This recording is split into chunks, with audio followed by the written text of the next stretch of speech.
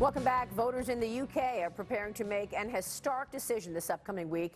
Britain is holding a referendum to decide whether the country should stay in the European Union or leave. British Prime Minister David Cameron writing in an editorial today, quote, "We face an existential choice on Thursday. So ask yourself, have I really heard anything at all, to convince me that leaving would be the best thing for the economic security of my family?" Joining me right now is Lord John Taylor, a member of Britain's House of Lords. Lord John Taylor, good to have you on the program. Welcome.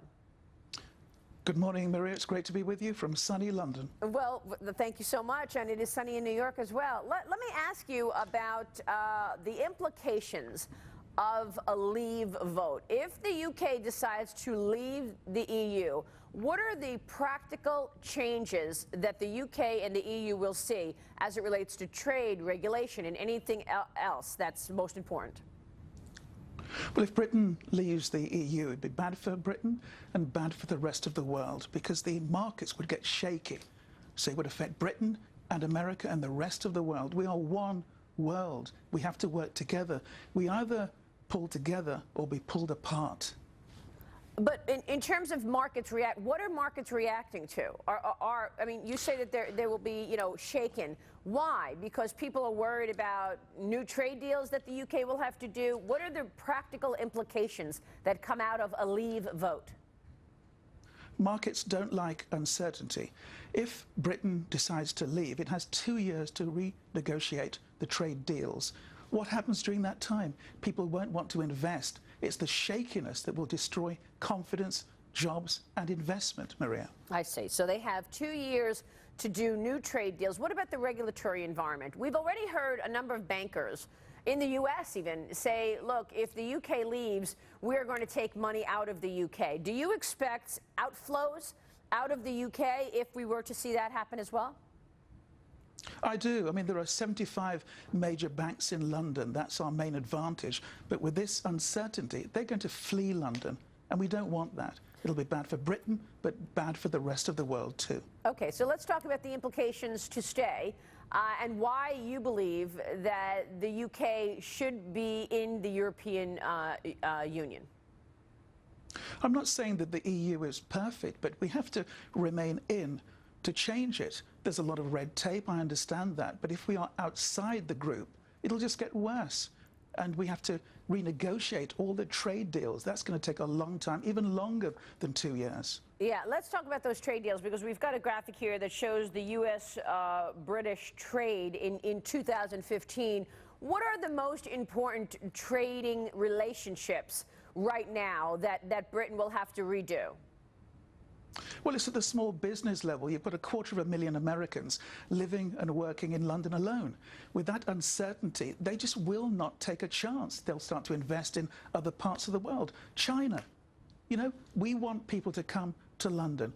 We are one world. There's only one race, the human race. And leaving the EU is a disaster. It would be, it's plunging into the unknown.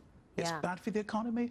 Not just the British economy, but the world economy. Yeah, it was pretty extraordinary. Obviously, my condolences after the murder of Joe Cox. This certainly impacted many people's thinking on this. And initially, before this happened, this horrific situation last week, there was a majority that wanted to leave. And now we see the polls have completely changed.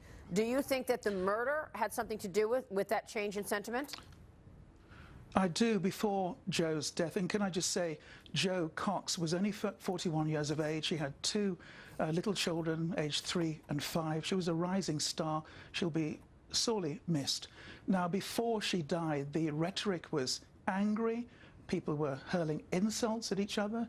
It was more heat than light. Now the rhetoric has calmed down.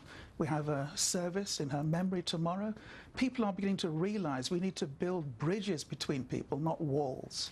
Part of the issue is the open borders throughout Europe and the immigration reform, or lack of, in Europe. What would you like to see happen in Europe in terms of immigration as a result of the upset coming out of Britain? Well, can I say that immigration actually is a good thing? You know, if you took away the immigrant doctors from our National Health Service, we wouldn't have a National Health Service. You know, Britain is a nation of immigrants. America is a country of immigrants. It was Winston Churchill 70 years ago that talked about the special relationship between Britain and America.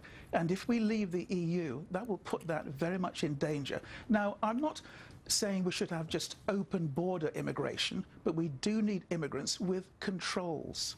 Yeah, I mean, you mentioned a lot of good points and important points to consider, but this is a different moment in time. We just heard John Brennan, the head of the CIA, say that ISIS is actively trying to infiltrate the refugee flow. We see what's happening in terms of people wearing refugee clothes, and in fact, they could be ISIS operatives. Are you saying that nothing should be changed in terms of immigration in Europe? Well, let's learn the lessons from history. The reason why the EU came into being was to protect our continent from further wars. It came into being after the Second World War, and since the EU came into being, we haven't had war in Europe. Yes, of course, we have to be careful. We have to have security checks, but don't throw the baby out with the bathwater and just leave Europe. That's crazy. I think it's an important point. Real quick, Lord Taylor, Britain decided, what, 15, 20 years ago, not to join the euro and stay with the British pound. Was that a good idea? It was a good idea, but if you consider the debate we're talking about now, every independent authority is saying that we should remain in Europe. We should listen to them. Yeah.